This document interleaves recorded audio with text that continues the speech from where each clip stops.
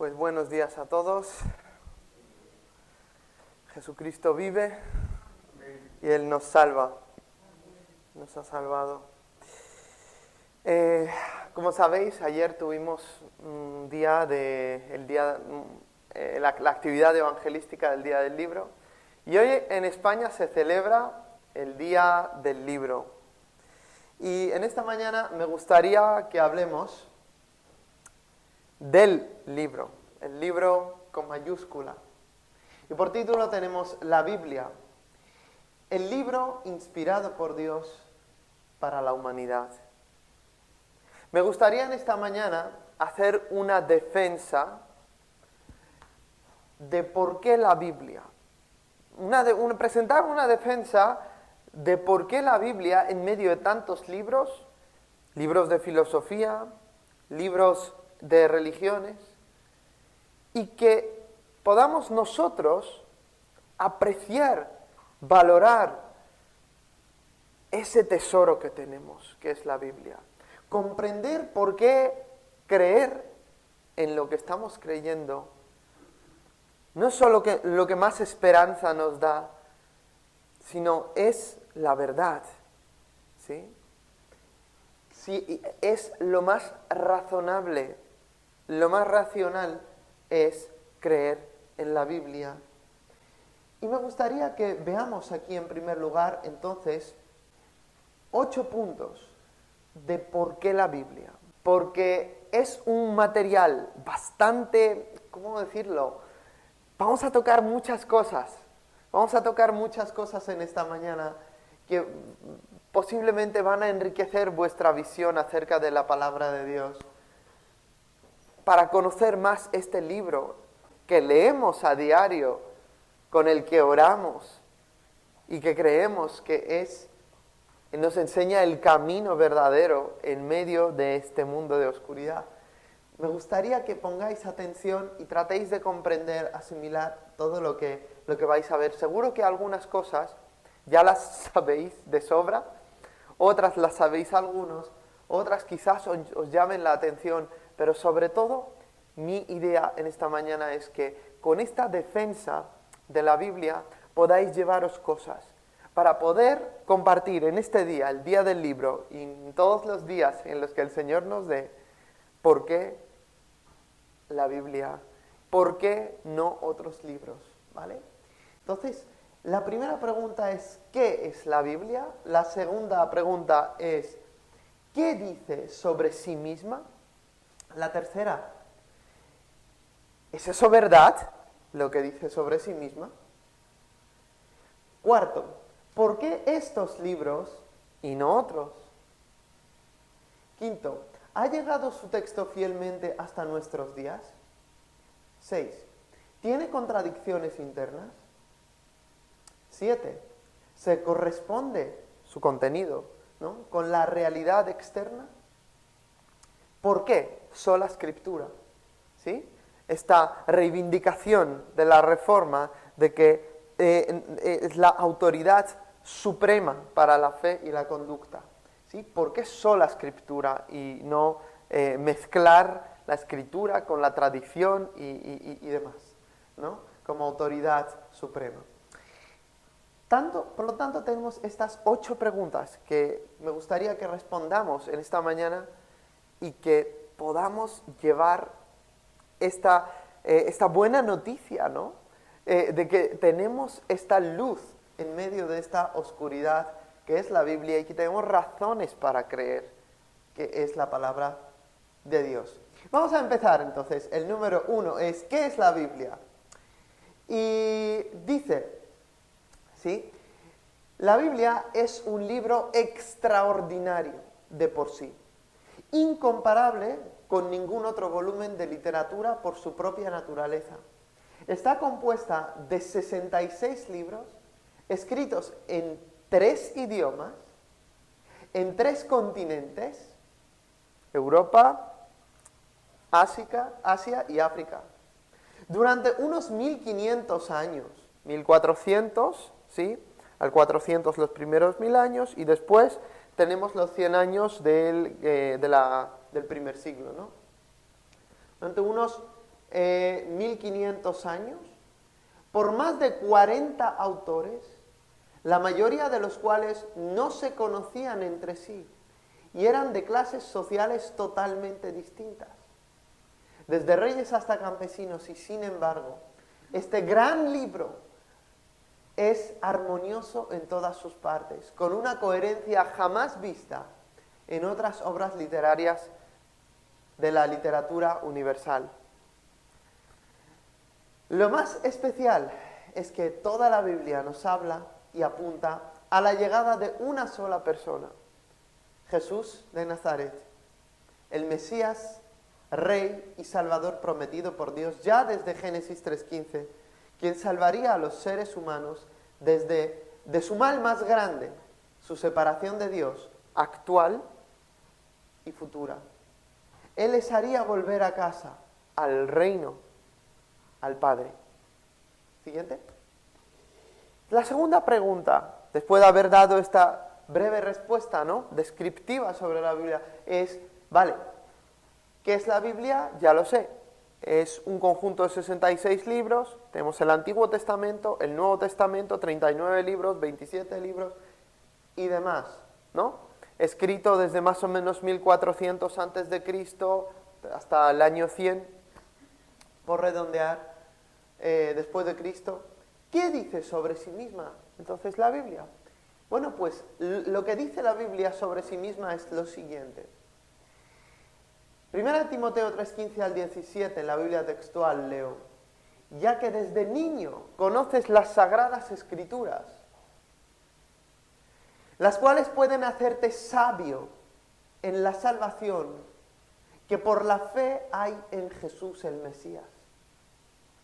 Toda la escritura es inspirada por Dios y es útil para la enseñanza, para la refutación del error, para la corrección, para la instrucción en la justicia, a fin de que el hombre de Dios esté completamente calificado, equipado para toda buena obra. Por lo tanto, resumiendo este pasaje, las Sagradas Escrituras pueden hacerte sabio, sabia, para la salvación, te dan la información para que puedas ser salvo, para la salvación que por la fe hay en Jesús el Mesías. La Escritura es inspirada por Dios. La palabra griega es theopneustos, que es exhalada por Dios. Si queréis, la aprobación, el sello de Dios está sobre cada palabra, sobre cada forma verbal, sobre cada expresión, todo tal cual aparece en los originales hebreo, arameo y griego. La escritura exhalada por Dios, donde no tenemos ni más ni menos de aquello que Dios quería dejarnos.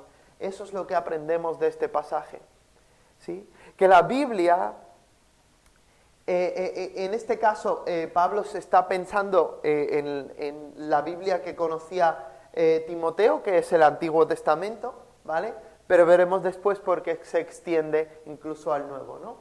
Pero, entonces, ¿qué dice de sí misma? Que es la Sagrada Escritura que te da lo necesario para que sepas cómo ser salvo, ¿ok?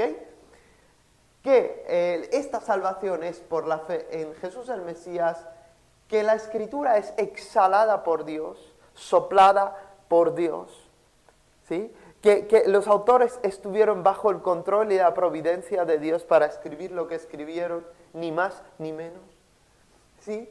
Y que el propósito de esto es cambiarnos, corregirnos, a fin de que el hombre de Dios, hombre, mujer de Dios, ¿no?, esté completamente calificado, equipado para toda buena obra. ¿Qué quiere Dios? Santificarnos y hacernos a la imagen de Cristo. El propósito de Dios es que, como dice, no somos salvos por obras, Efesios 2, ¿no?, pero somos salvos para obras.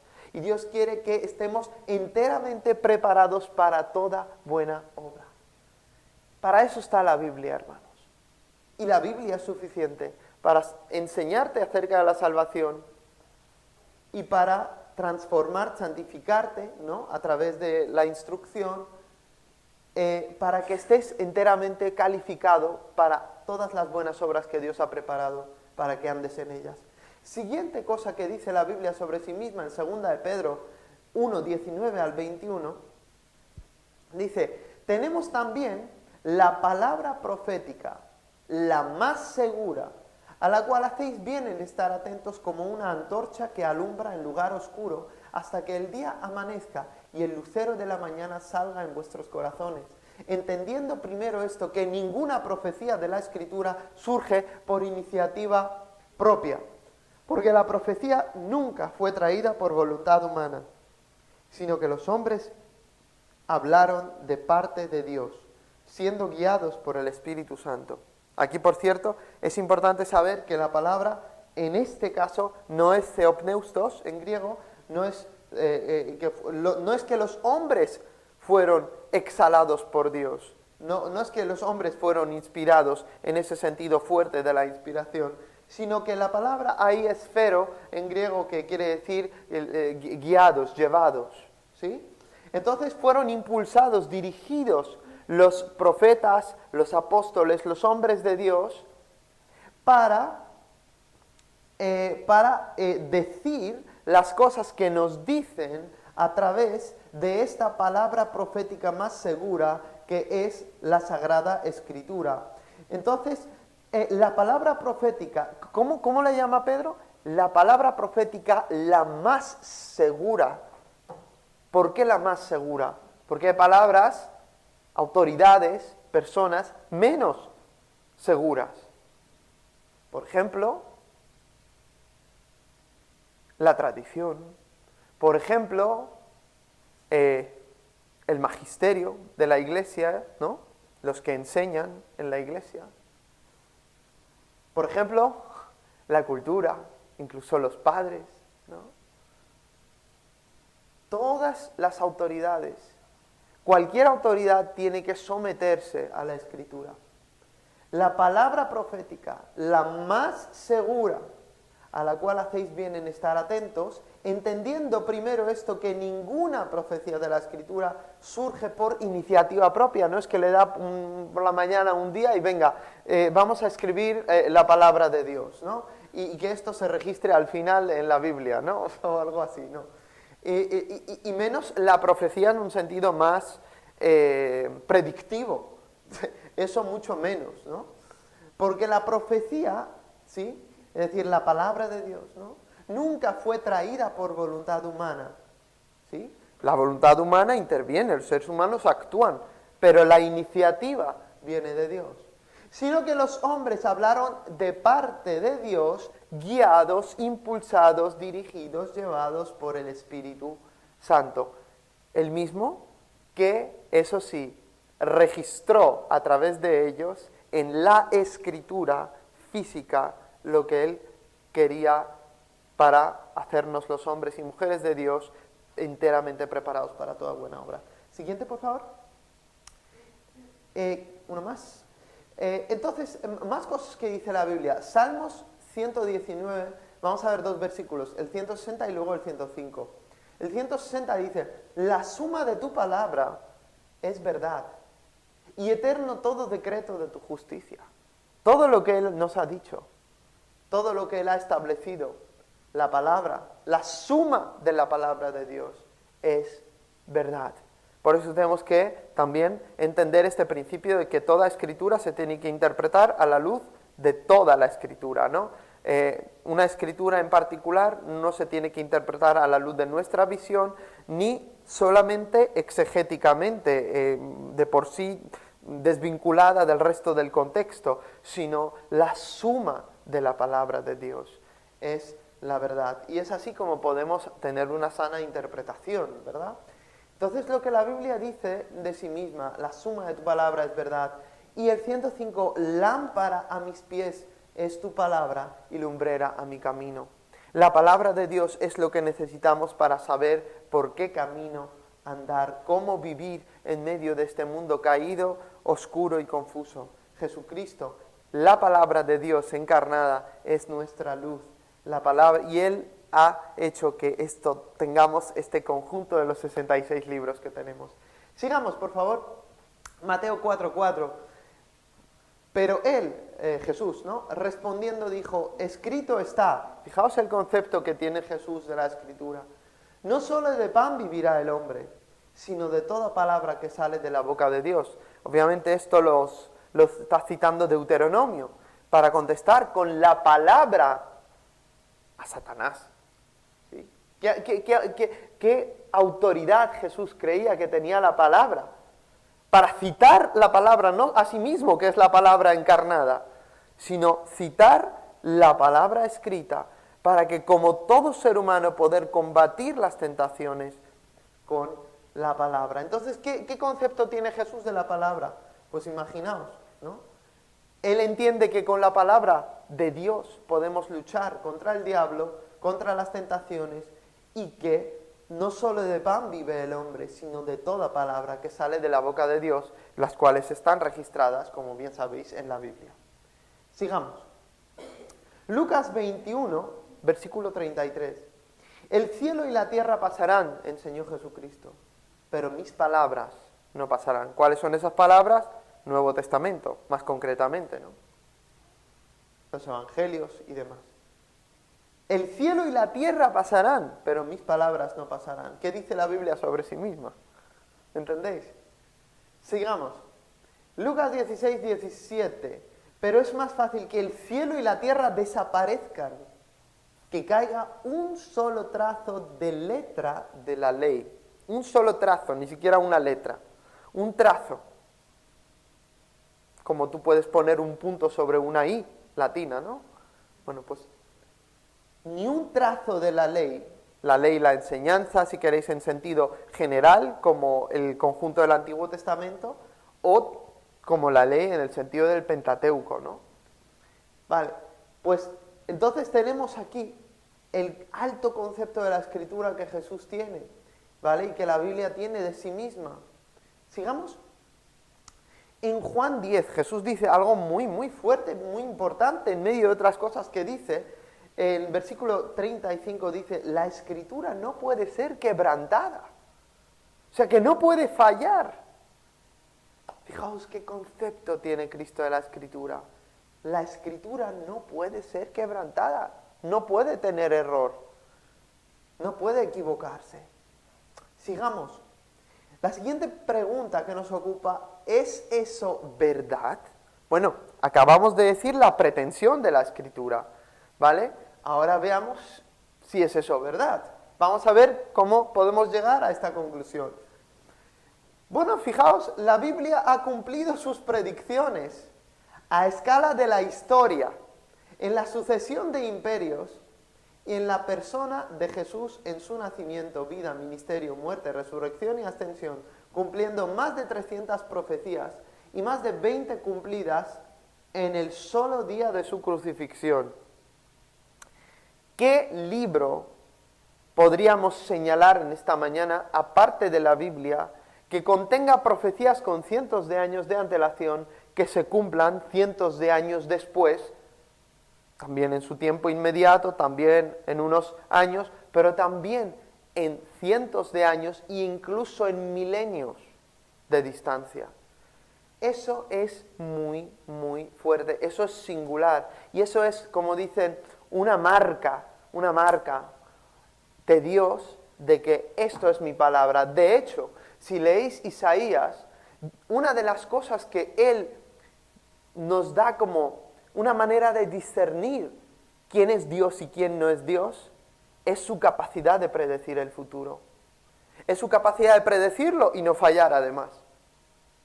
Y predecir las cosas con mucho tiempo de antelación y garantizar que se cumplan. Sin fallar, a pesar de nuestras situaciones, a pesar de nuestro libre albedrío, cualquier cosa, pero que todo se cumpla. ¿Quién puede hacerlo? Pues solo Dios. Dios ha predicho tantas cosas, fijaos. Hoy en día, es que si nos pusiéramos a analizarlo, sería una conferencia de 3 horas o más, para abordar todas las profecías de la Biblia. Pero igual no terminaríamos ni en 3 horas. Pero lo que sí quiero señalar sencillamente con este párrafo es que las predicciones no solo se cumplen en la vida de Jesús, sino también predicciones a nivel de llegadas de imperios. Si leéis el profeta Daniel, él vivía en el tiempo del imperio babilónico, ¿no? Podéis leer tanto el sueño de Nabucodonosor con la interpretación de Daniel, como podéis leer Daniel capítulo 7, que también habla pues de esas bestias, ¿no? Y de la llegada de uno como un hijo de hombre, ¿vale? Lo interesante es que estas bestias, ¿sí?, representan reyes o reinos, y en este caso tenemos el imperio babilónico, que era el contemporáneo de Daniel, el imperio medo-persa, que es el que sucede al babilonio durante la vida de Daniel. Después llega el imperio griego de Alejandro Magno, que después se divide en 4 partes, y después, siglos después, llega el imperio romano, durante el cual la cuarta bestia, la más terrible, la más fuerte de este imperio, durante la cual nace este hombre que llamamos el Hijo del Hombre, a quien es entregado el reino y todas las naciones le sirven. Es esa piedra cortada por mano no humana, ¿no? Un origen no humano que golpea la estatua de los imperios humanos, la estatua del sueño de Nabucodonosor, y todo se cae, todo se convierte en polvo, y esa piedra que lo golpea se convierte en una montaña que reina, que llena el mundo entero, y ese es el reino de Dios. Ahora, uno dice, bueno, Daniel ha escrito unos 600 años antes de Cristo. Hay personas que sitúan, por su escepticismo, entiendo yo, que sitúan la fecha de la composición del libro para que sea una profecía, como dicen, ex eventu, es decir, una vez cumplidas las cosas, como que está diciendo que es una profecía, ¿no? En los escépticos, bueno, lo típico, ¿no? Pero lo interesante es que durante la fecha más tardía en la que se puede colocar el libro de Daniel, incluso desde el punto de vista más escéptico, todavía no llega al Imperio Romano. Y no explica por qué ha llegado ese Imperio Romano. Y cómo es que durante el Imperio Romano y no otros imperios llega a nacer ese Hijo de Hombre, que por la historia ya, y no solamente por el Nuevo Testamento, sabemos que nació, vivió, murió y resucitó. Eso es muy fuerte. Entonces, la sucesión de imperios, y en la persona de Jesús también, o sea, a nivel colectivo, a nivel macro, a nivel de imperios y a nivel individual de personas en Israel, a nivel de eventos, pero también a nivel del Salvador, ¿sí? De que iba a venir, de su misión, de lo que iba a hacer, lo que hizo por nosotros, ¿sí? Por ejemplo, Isaías 53, muy conocido, ¿no? Ese pasaje de que termina con la exaltación del siervo de Yahvé. Y ahí tenemos, ¿no?, incluso la resurrección y la ascensión de Jesús, ¿no? Cumpliendo más de 300 profecías. Algunas son como paralelos, son como tipos y antitipos. Algunas son, bueno, hay distinto tipo de cumplimiento en la Biblia, pero algunas son predictivas. Algunas son tipológicas, pero algunas son predictivas. Y lo más impresionante es que las profecías predictivas se cumplen. Y lo sabemos, eso es irrefutable, porque Isaías sin duda alguna fue escrito muchísimo antes que la llegada de Cristo y que su vida. Más de 20 cumplidas en el solo día de su crucifixión. Sigamos, por favor. Acerca de su resurrección tenemos testimonios múltiples e independientes, algunos de los cuales se remontan a menos de 5 años después de su muerte. En 1 Corintios 15, 3 al 8, donde Pablo comunica el credo recibido durante su vida, de su visita a Jerusalén, cuando estuvo con los discípulos mismos de Jesús. Jesús se apareció a unas 515 personas, de las cuales la mayoría estaban vivas mientras Pablo relataba esto. Uno podía ir a comprobarlo. Si Jesús no hubiera resucitado, sus contemporáneos podrían averiguarlo tan solo conversando con los testigos oculares. Toma ya, ¿no? Sigamos. Uno más. Los apóstoles sellaron, como sabemos, ¿no?, si esto es verdad, ¿no? Los apóstoles sellaron su testimonio ocular del Jesús resucitado con su propia sangre. Fueron martirizados porque no podían negar lo que habían visto y palpado. Siguiente. Bueno, ya sabéis aquí que la gente no muere por mentiras que sabe que son mentiras. Una persona puede morir por una mentira, explotar un autobús pensando que va a aparecer en su paraíso carnal, pero no puede morir por una mentira sabiendo que es mentira, ¿sí? Y en un estado por lo menos sano de juicio, ¿no?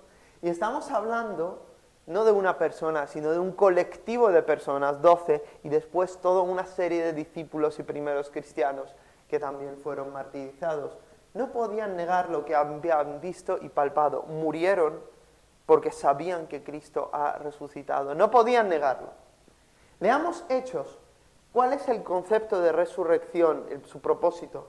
Dice, pues bien, Dios pasando por alto estos tiempos de ignorancia, dice Pablo a los atenienses, ahora manda a todos los hombres en todo lugar que se arrepientan, por cuanto ha establecido un día en el cual va a juzgar a la humanidad con justicia por medio del varón que designó, presentando a todos garantía. Fijaos, garantía de ello cuando lo resucitó de entre los muertos. No sé si podéis seguir este pensamiento.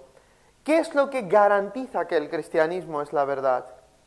Que el Dios único y verdadero haya decidido resucitar a ese ser humano que supuestamente pues dijo que era Dios, que era el Hijo de Dios, el Hijo del Hombre de las Escrituras. Bueno, si no fuera así, el único Dios verdadero no le habría resucitado, pero lo resucitó. Y sucedió lo descomunal, lo sin parangón, ¿verdad?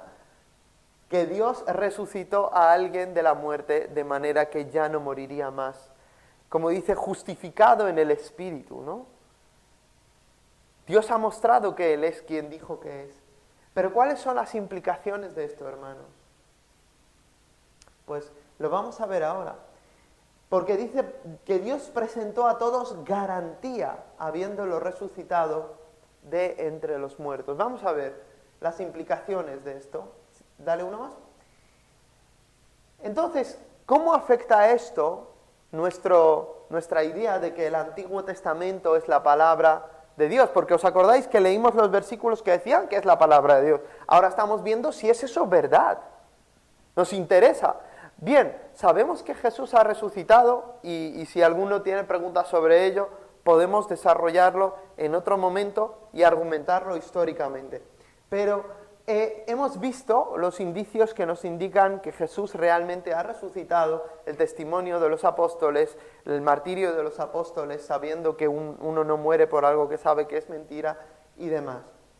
De este modo, en cuanto al Antiguo Testamento, ¿sí?, gracias a que Dios certificó a todos que esto es la verdad mediante la resurrección, de este modo, gracias a la afirmación constante de Jesús del origen divino e infalible del Antiguo Testamento, como ya hemos leído, y 2, a su subsecuente resurrección, conclusión, entendemos que Dios ha validado todas las enseñanzas y dichos de Jesús. El Dios verdadero no resucitaría a un falso maestro. Bien, ¿cuáles son las implicaciones entonces? Que Cristo ha enseñado, que Jesús, mejor dicho, ha enseñado que la Biblia no puede fallar, que es inquebrantable. Y tenía un muy, muy alto concepto de la Escritura, más alto que de toda otra autoridad que un ser humano pueda acudir en la tierra. Por lo tanto, viendo que Dios ha resucitado a Jesús de la muerte, no sé si podéis seguir el pensamiento, si Dios ha resucitado a Jesús que ha afirmado estas cosas, eso quiere decir que Dios nos dice a todos nosotros que podemos fiarnos de las palabras de Cristo, algunas de las cuales es la afirmación de la inspiración y autoridad del Antiguo Testamento. Es decir, ¿por qué creemos en el Antiguo Testamento? Porque Cristo creía en él y se ha levantado de la muerte. ¿Sí? Dios lo levantó. Siguiente. Vale, ¿y cómo saltamos de ahí al Nuevo Testamento?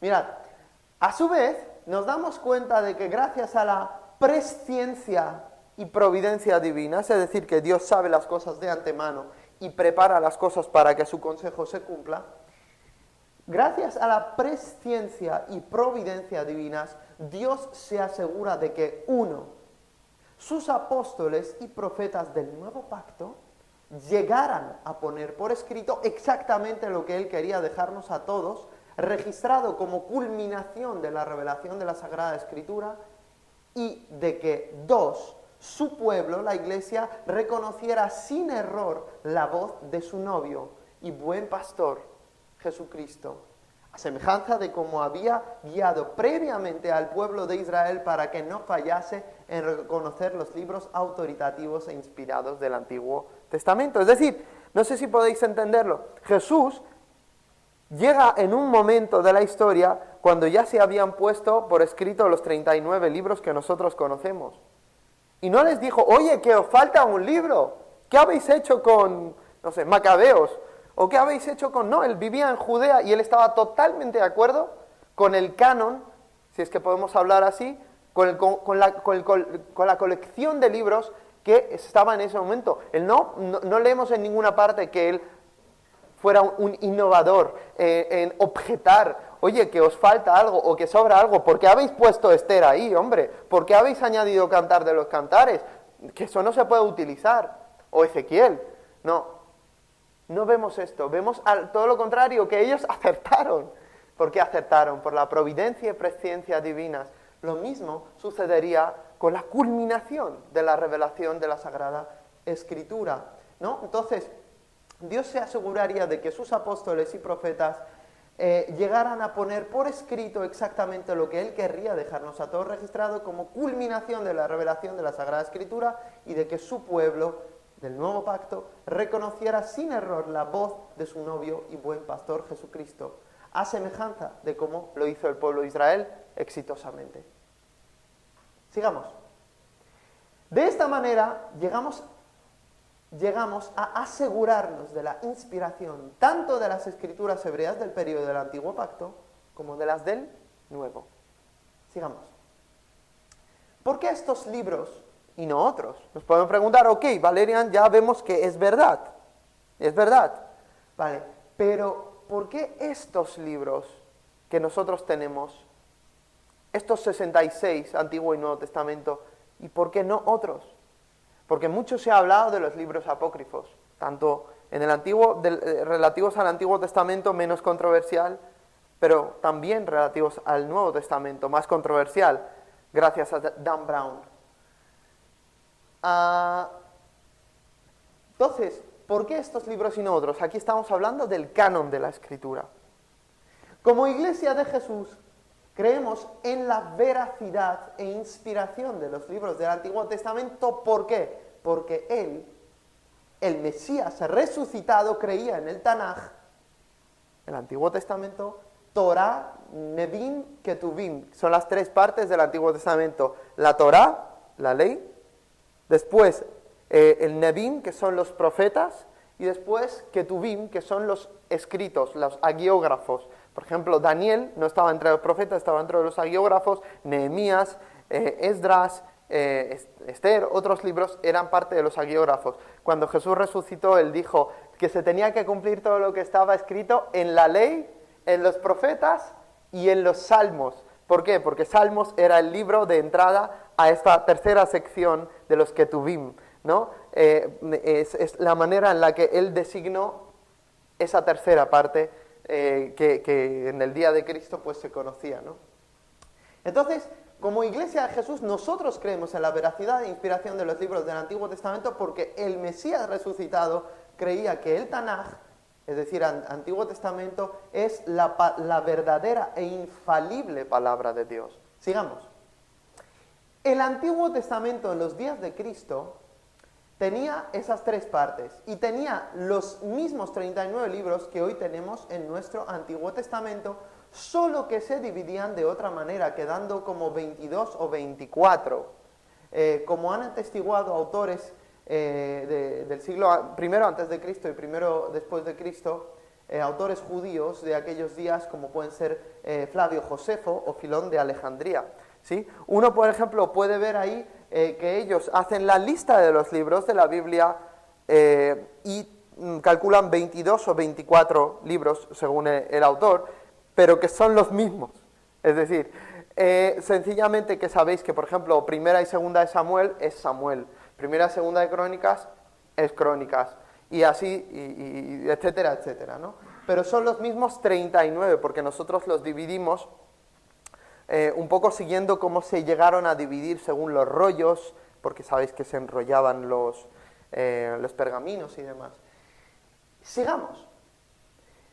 Ahora, la Iglesia del Nuevo Pacto, el pueblo de Dios del Nuevo Pacto, ha ido reconociendo los libros inspirados y autoritativos paulatinamente, igual que el pueblo de Israel, ¿verdad? Primero los 4 evangelios y las epístolas de Pablo, siglo I, inicios del siglo II, se utilizaban, todo el mundo utilizaba los 4 evangelios y las epístolas de Pablo como palabra autoritativa con la que corregían, con la que enseñaban, que se leían en las iglesias. Vale, si hay algo que está claro es que eran 4 evangelios y ninguno otro, ¿no? Eso queda clarísimo por el testimonio al estudiar los padres apostólicos y demás, ¿no? Primero los 4 evangelios y las epístolas de Pablo, siglo I e inicios del II. También vemos después primera de Juan, primera de Pedro y el Apocalipsis de Juan, que estaba de manera intermitente, algunos lo veían más, otros lo veían menos. Y después el resto, ¿sí? Santiago, Judas, etcétera, etcétera. Llegando a un consenso acordado en el siglo IV, cuando los cristianos ya podían, por fin, reunirse libremente y sin persecución por parte de las autoridades imperiales. La Iglesia reconoció en los libros que cumplían el criterio de 4 criterios, ¿acordados? Apostolicidad, ortodoxia, universalidad y espiritualidad. Apostolicidad, ortodoxia, universalidad y espiritualidad. ¿Qué quiere decir todo esto? Pues si un libro era de origen apostólico, de un compañero de un apóstol inmediato, contemporáneo de su tiempo, por ejemplo, Bernabé nos valdría si hubiese escrito un libro, ¿sí? Posiblemente sea el autor de la carta a los hebreos, lo sabemos, o Lucas, compañero de Pablo, ¿sí? Colaborador de otros apóstoles también, ¿vale? Apostolicidad, primer criterio. Segundo criterio, ortodoxia, es decir, que contenga lo que ya sabemos que es lo correcto, lo que como a nivel de oral y a nivel escrito también, porque ya tenemos los evangelios en las epístolas de Pablo, ya sabemos que esto es lo básico de lo que nosotros creemos. Si ese supuesto libro es coherente con lo que ya hay y con lo que sabemos por tradición oral que es, pues esto es la ortodoxia. Entonces cumple como dice, esa regla de la fe ya heredada desde los tiempos apostólicos por vía oral y por vía escrita, si queréis. ¿Sí? Entonces la ortodoxia, es decir, que ese libro representa las creencias cristianas primitivas, ni más ni menos. Tercero, la universalidad o catolicidad. ¿Qué quiere decir? Quiere decir que se utilizaba por todo el Imperio Romano. Quizás había alguna iglesia tal que no lo veía o que lo dudaba o que no lo tenía, ¿no? Por lo que sea. Pero que sí, en todo el imperio se utilizaba en la iglesia, que se leían esos libros en el culto, así como nosotros hoy los estamos leyendo, ¿no? Pero si se leían, si se utilizaban, si se los consideraba con autoridad, ese es uno de los criterios, la universalidad.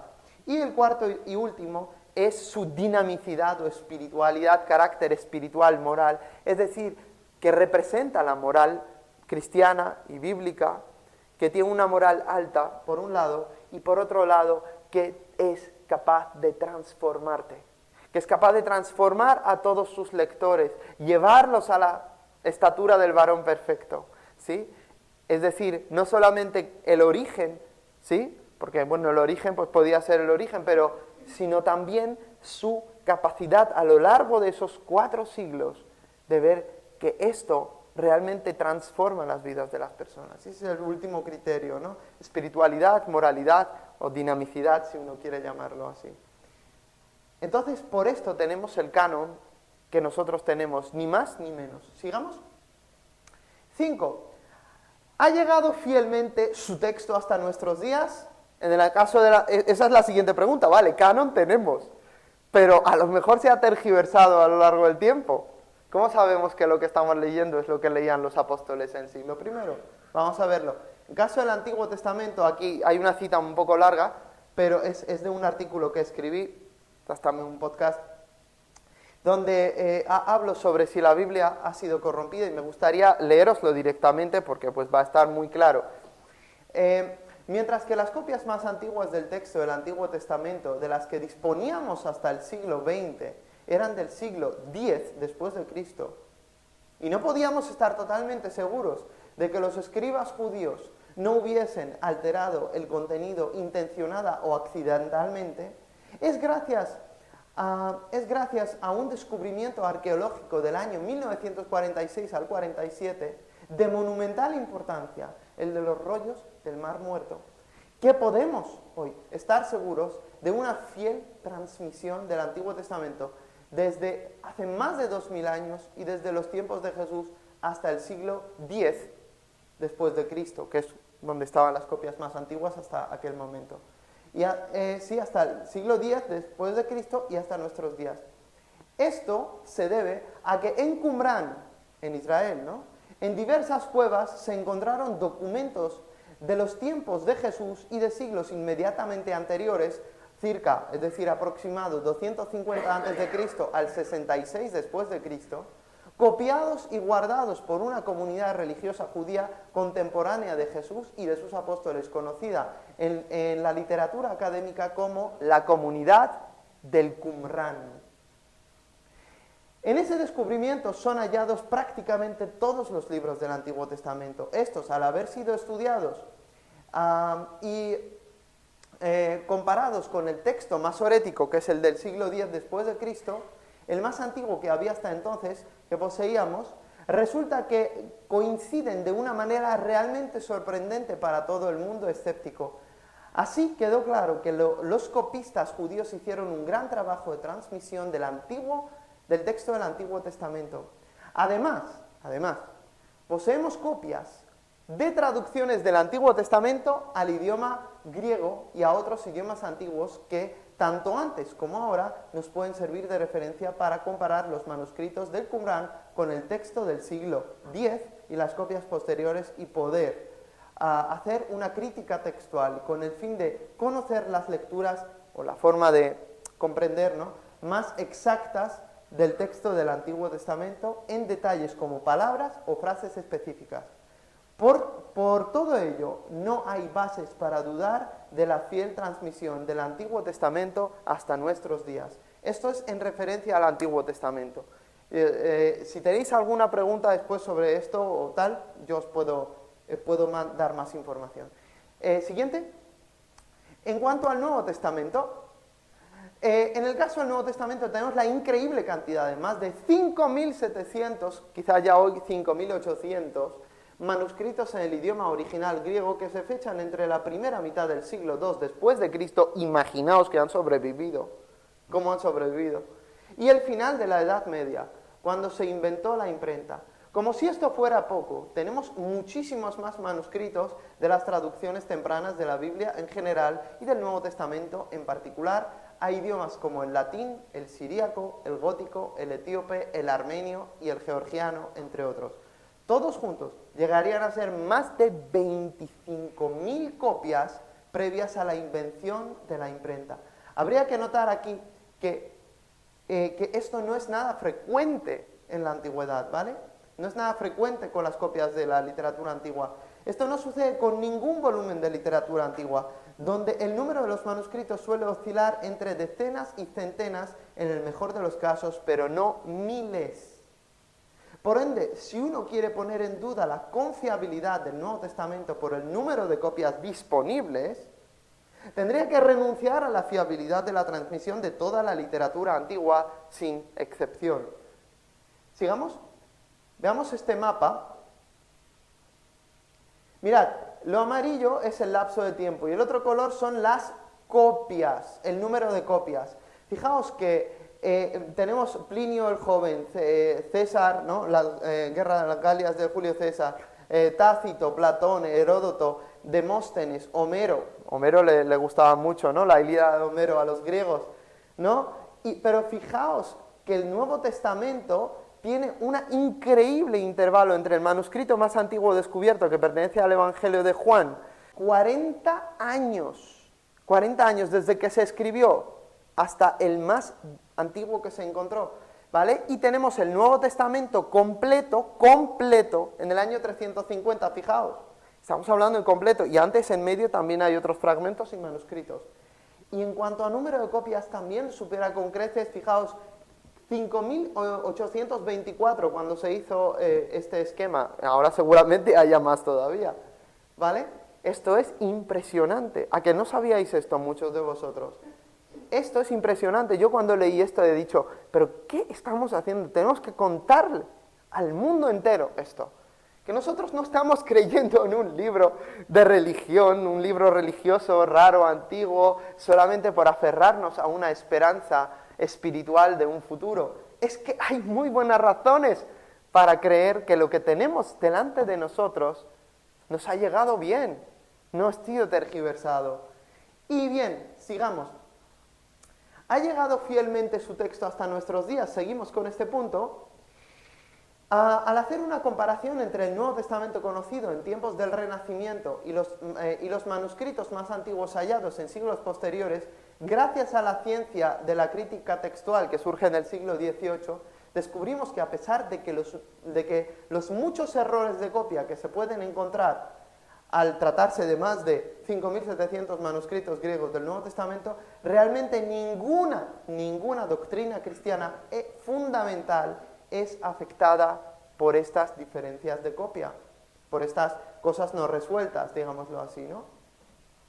Además, gracias a esta ciencia sabemos que el Nuevo Testamento original nos llegó con una precisión del 99,5%, de modo que cuando leemos las versiones modernas del Nuevo Testamento, prácticamente estamos leyendo lo que fue escrito en el siglo I, después de Cristo, por los apóstoles de Cristo y sus fieles compañeros.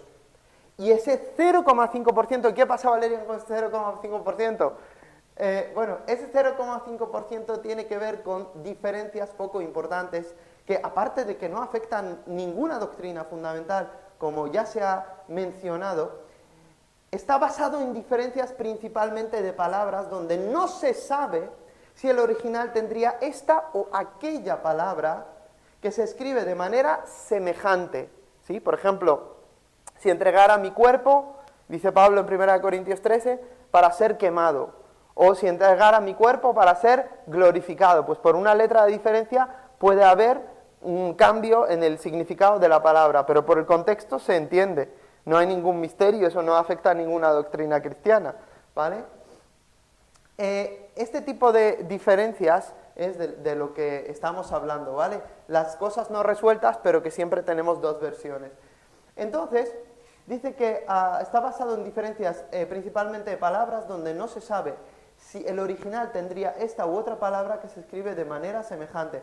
Estas dos lecturas posibles de una decena de versículos han de ser evaluadas a la luz del contexto del pasaje en el que se encuentran, recordando que ambas tienen un apoyo considerable en la evidencia manuscrita, de manera que el intérprete habrá de tenerlas siempre en cuenta. Así, vista esta explicación, vemos que no hay bases para dudar de la fiel transmisión del Nuevo Testamento hasta nuestros días.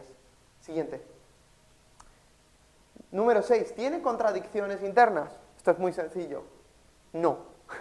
No.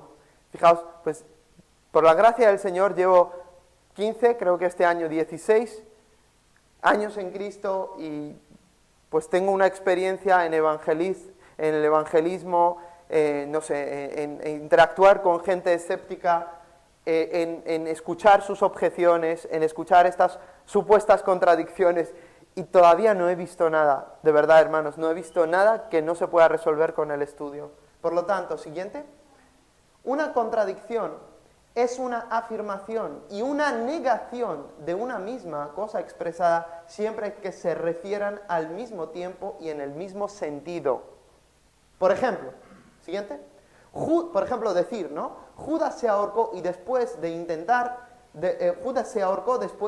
devolver las 30 piezas de plata. O, y que ponga en otra parte, Judas no se ahorcó después de intentar devolver las 30 piezas de plata. Esto sería una contradicción, porque sería una afirmación y una negación al mismo tiempo y en el mismo sentido. Esto sería, pues, un problema, desde luego no que arruinaría el cristianismo, ni mucho menos, sencillamente que tendríamos que ver qué ha pasado esto, estudiarlo un poco más, y si acaso decir, bueno, pues es posible que se cometan errores de este tipo, yo qué sé. Porque la intención de Dios tampoco es que no falle en nada la Escritura, sino es comunicarnos el mensaje de la salvación, no fallar en eso, no en lo otro. Pero aún así, lo impresionante es que no encontramos las contradicciones que tantas veces se ha hablado, sobre todo en el mundo musulmán, hacia la Biblia, hacia los cristianos. ¿Sigamos? La Biblia tiene dificultades, sí que las tiene, y contradicciones aparentes. Todas se resuelven con el estudio, el tiempo y la investigación a fondo. Siguiente. Un ejemplo de una gran obra de referencia en español para todos vosotros y vuestros amigos sobre este asunto sería que compréis, consultéis el Diccionario de Dificultades y Aparentes Contradicciones Bíblicas, editorial CLIE, Tarrasa, Barcelona, España. Lo he escrito por Halley y Santiago Esquine, ¿vale? Excelente obra donde vemos una tras otra y la resolución de cada una de estas que han sido alegadas a lo largo de la historia. Sigamos. Punto número 7, estamos terminando. Se corresponde con la realidad externa. Es decir, hemos hablado de que la Biblia nos ha llegado bien, el texto. Hemos dicho que no tiene contradicciones internas, coherencia interna, pero ¿y tiene coherencia externa? Sigamos. Sí, siempre podemos ver que lo que la Biblia afirma se corresponde con la realidad del mundo exterior, el mundo que tú conoces, el mundo que tú puedes investigar y comprobar. Veamos. Las corroboraciones externas del relato bíblico se dan tanto a nivel textológico, es decir, comprobarlo con otros textos, como a nivel arqueológico, ¿sí? La arqueología bíblica, una ciencia que se dedica a este campo de la investigación. Sigamos. Las corroboraciones externas de la verdad bíblica se dan en el diario vivir. Fijaos, ahí hablábamos de las corroboraciones externas del relato. Aquí hablamos de las corroboraciones externas de su mensaje, de su verdad, de sus afirmaciones. Las corroboraciones externas de la verdad bíblica se dan en el diario vivir de cada cristiano. Su descripción del mundo, del pecado, del ser humano, de la transformación espiritual radical que sigue a tu conversión, que sigue a todos los que nacen del Espíritu Santo, mediante la fe de entrega a Jesús como Señor y Salvador. Todas estas cosas han demostrado y siguen demostrando ser iguales en el día a día. Además, Cristo está con los creyentes, como Él dijo, todos los días, hasta el fin del mundo. Es una realidad que los cristianos pueden experimentar en su día a día en relación con Dios en Cristo. Y por último, la última pregunta que nos ocupa. ¿Por qué sola Escritura? ¿Vale? Porque la Biblia es la única autoridad, es la única autoridad infalible para la fe y la conducta de todo hijo de Dios, como hemos visto, ¿sí? Al inicio, ¿no? Hablando de qué dice la Biblia sobre sí misma. Es la única de la que una autoridad apostólica como Pablo declara que es inspirada por Dios, theopneustos. Siguiente. Es suficiente para hacernos sabios para la salvación que por la fe hay en el Mesías Jesús. Siguiente. Es útil para que seamos calificados, enteramente preparados para toda buena obra. Siguiente, es escritura que no puede ser quebrantada. En medio de otras posibles o fuentes de autoridad, la escritura es la más segura. Es la palabra profética más segura. Siguiente.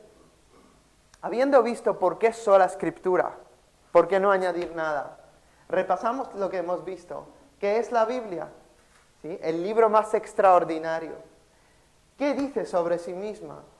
Que es la palabra inquebrantable de Dios, la inspirada por Dios. 3. ¿Es eso verdad? Lo hemos comprobado. Cristo ha resucitado y podemos tener confianza en la providencia de Dios. ¿Por qué estos libros y no otros? Lo hemos visto, basado en la resurrección y basado en la providencia de Dios. ¿Ha llegado su texto fielmente hasta nuestros días? Lo hemos comprobado, podemos verlo documentalmente, ir a los museos, visitar todo eso y estudiarlo. ¿Tiene contradicciones internas? No. ¿Se corresponde con la realidad externa? Totalmente. Y con nuestra vida. ¿Por qué sola escritura? Porque es la única autoridad infalible para la fe y la conducta cristianas. Y reflexión final.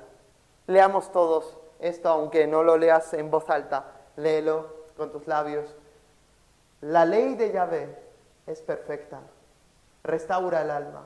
El testimonio de Yahvé es fiel, hace sabio al sencillo.